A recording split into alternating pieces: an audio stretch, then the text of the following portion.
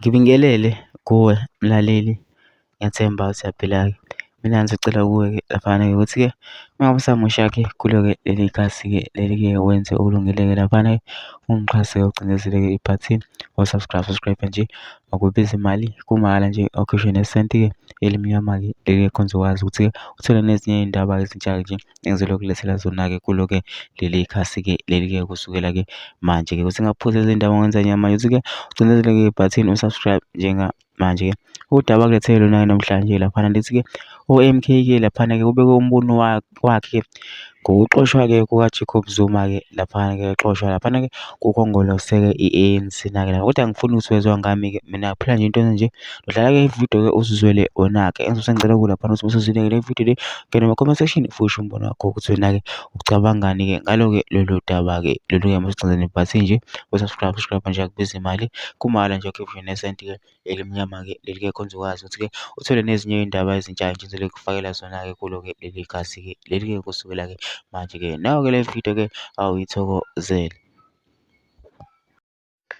Hayi we Ramaphosa, siyabuka lapho ukuthi ANC kanjalo no Ramaphosa sebefike ekuthenini namarupet lapha abelungu laba bathuma uRamaphosa ukuthi akathathe zonke iy'nqumo akayithathayo. Kusekufika ekuthenini lana bethi bakhomba indlela ubaba uNxamalala umengameli uJacob Zuma. Vele Ramaphosa kumele sikutshele lokhu kwazi we Ramaphosa la ukhona nombalula. Sibaningi vele esingaseyona i-ANC le holo Ramaphosa. Asiyona nje neze i-ANC njengoba vele senixosha ubaba uNxamalala ugedle ihlekisa umfoka Msholozi. Sibaningi vele nesixoshile.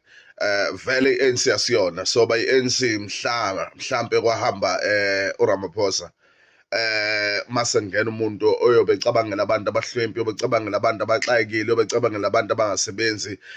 Le nqwaba yabantu abangaka abangasebenzi njengoba izwe linjena, uyobe ecabangela ukuthi ukudla kumele kwehliswe ey'tolo, uyobe ecabangela ukuthi upetrol kumele wehle, uyobe ecabangela ukuthi ogogo kumele bahole ngomhla makuphela inyanga. Hhayi ogogo njengoba sibona nomkhulu nodadewethu abahola iy'mali zamagranti sibona sebaholela ngey-37 ngey-38, uyabona. Asiyona i-ANC at all. Siyabonga ukuthi nicacise ukuthi uZuma nithi niyamxosha. Vele sonke nje aseyona i-ANC at all. Leka Ramaphosa no, because even uMandela la akalele khona noDube no-Oliver Tambo laba khona bayakhala mabebona ukuthi i-ANC namhlanje iholo Ramaphosa okwazi ukuthi ayithathe i-ANC ayidayise eyinikeze i-DA, ayithathe i-ANC ayidayise eyinikeze laphana iqembu lamale AfriForum. Understand? So nje will never be an ANC. Asiyona ANC and uRamaphosa no. Asiyona ANC kaRamaphosa, asiyona ANC lena uRamaphosa namhlanje akayibusa ngemali, akayibusa ukuthi abantu kumele bethenge ngemali. Sibonile ukuthi uRamaphosa uthenge neinsizwa lana besithemba kakhulu sihamba nazo besigijima. Mina-ke bengigijima nayo insizwa ongizwa umfoka Mchunu namhlanje nabo bavuma ukuthi leli izwe leli kumele befakwe imali ngaphansi komthunzi wamasende ukuze besekele uRamaphosa, uyabona, ukuze bejikele uZuma. So we are abantu base South Africa abamile eqinisweni lokuthi vele njengoba uRamaphosa manje lana namabhunu wakhe bexosha uZuma nathi vele asiyona i-ANC ehola uRamaphosa no. We can't sell abantu bakithi sidayise ngomzabalazo. Thina ngeke sidayise umzabalazo ngokuthi sifakwe imali uRamaphosa uma vele uRamaphosa uhleli la kahleli khona ngemali no. uRamaphosa uthatha i-ANC wayidayisa kwi-DA. uRamaphosa uyidayisile i-ANC, angazi waye kufihlwe lokho ukuthi uRamaphosa i-ANC yoMandela uyidayisile.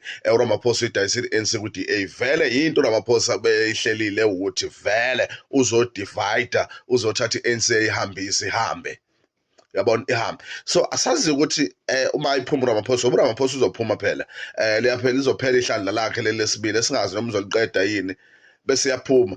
Ukuthi lo ozongena kuzokwenza njani ngoba vele i-ANC sihambile sidayisiwe. Kodwa sithi baba Nxamalala gedle ihlekisa mfoka Mhlanganyela la ukhona, sinawe sisonke sofa la ufa khona Msholozi. Sesisele nawe kuphela Msholozi, sasisele nesilo sethu kwaZulu, sisele nongangezwe lakhe waguqa swalala kobandawo, sasala sathemba sathi sisele nenkosi mangosuthu umfoka Buthelezi waguqa walala kobandawo. Namhlanje sithi kwaZulu sisele nomsholozi uGedle Ihlekisa okuyena namhlanje ohlele ekuthenini elwele umuntu omnyama, elwe umsholozi ukuthi ngeke edayise ngabantu abamnyama.